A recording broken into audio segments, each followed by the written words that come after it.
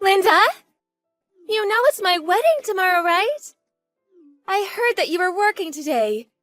Just what are you thinking? Are you even preparing for tomorrow? Don't embarrass me at the wedding, all right? Good morning, Jenny.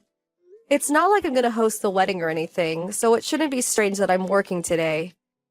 I already have the bare minimum prepared, and the wedding's only a short walk from where I live. I should be fine as long as there's no emergency. You sure about that? Why are you even working on a Saturday? Are you that slow at work? I always go to work on Saturdays. Huh? Salons in this area are closed on Tuesdays. You go to one at least once a month, right? You should know this. The salon I run also has days off on Tuesdays. That's why I'm working today. You are a hairstyler, Linda. Yes. And you run a salon? Yeah, didn't I tell you? Oh, I see. The customer is going to come soon, so bye. Hey, why are you not here? Linda? The wedding's about to start! I asked you to take care of the reception, right? I had a friend who came early to do it instead since you weren't here. You need to make sure your wedding gift is a hefty sum to make up for this, all right? Huh? We just got news that you were in an accident and were brought to the hospital. You just ruined my wedding. I noticed that my brother wasn't here as well, and apparently he went to the hospital to check in on you. You don't want to come to my wedding that much, huh? Can you not do anything that will stand out on my special day? I won't just let you cancel on me, obviously. It's fine if you're late. Just get here with my brother as soon as they're done with you over there. Hey! You're still not here. The feast is about to start. My brother's there as well, right? You're making a mess of my wedding. If you don't come, pay me $30,000 for your wedding gift, all right? Oh, $30,000? Oh, finally you replied. If you're going to pay $30,000, then it's fine if you don't come. There's no taking it back, all right? Pay me the money. The wedding was stopped midway because of you. My fiancé is even threatening to break off the engagement. What are you going to do about this? If you feel even a tiny bit guilty, then pay me $30,000. Jenny, will you stop texting Linda? Oh, Thomas! Why didn't you come to the wedding?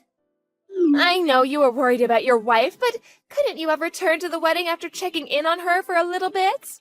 You were probably stalked by Linda, right? But you have to be tough and refuse at times like that. It was your adorable sister's special day after all. This was probably one of the reasons the wedding was canceled. Linda only thinks about herself. Jenny, didn't you hear from Mom what happened to Linda? Huh? Didn't you hear she got in an accident with?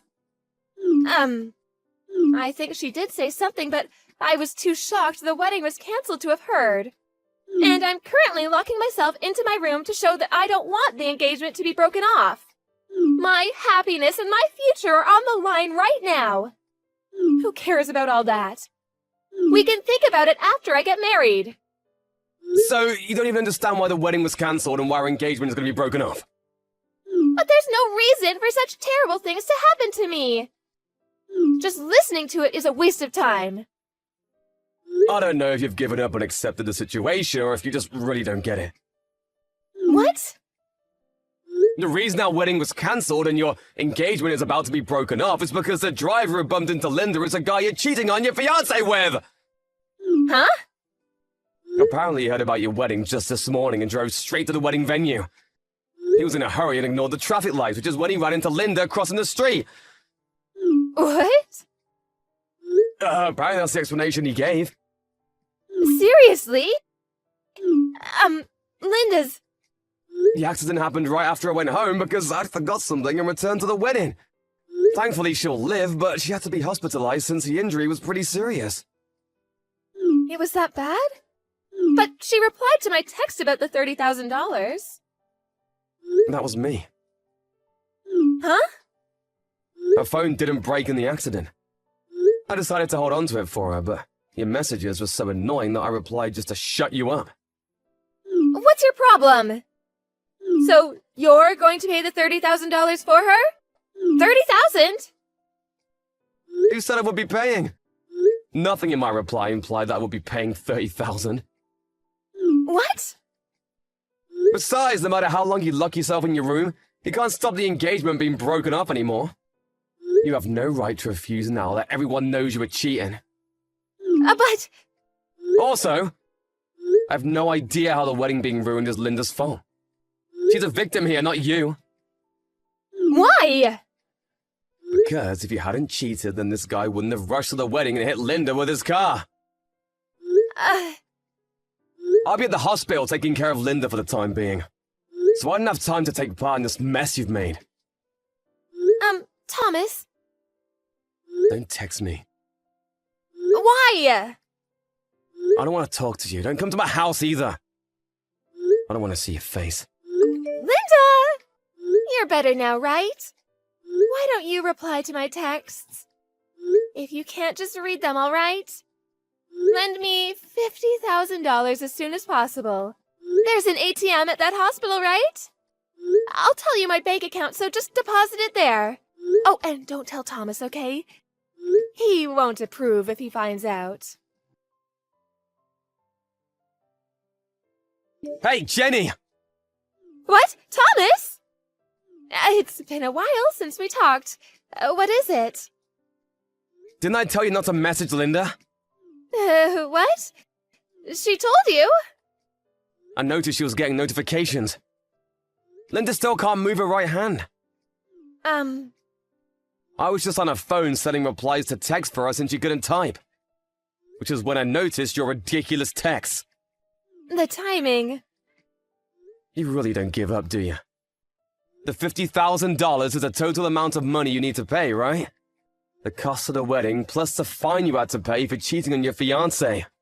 You were even asking for $30,000 as a wedding gift last time. Linda owns her own salon, right? That must mean she makes a lot of money.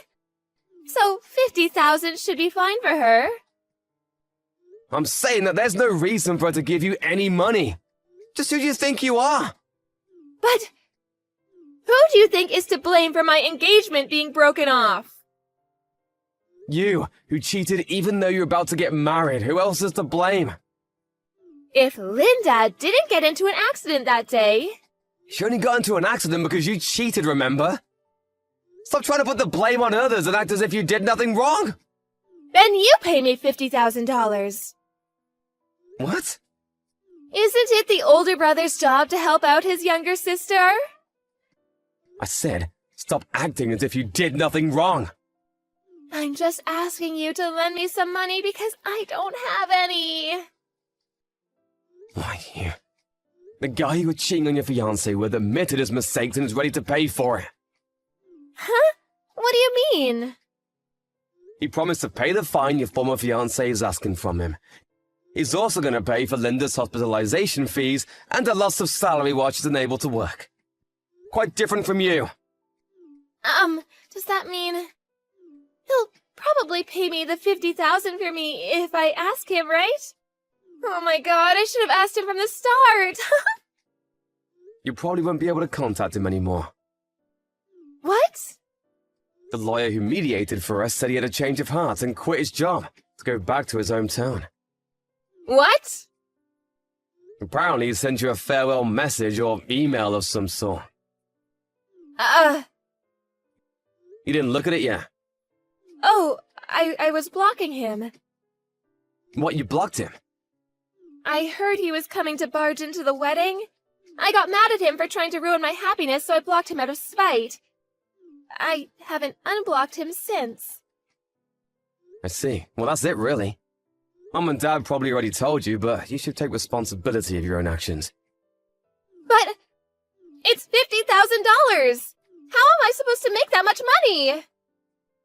Don't ask me. I don't have the money! It's not my problem. Bye! Thomas!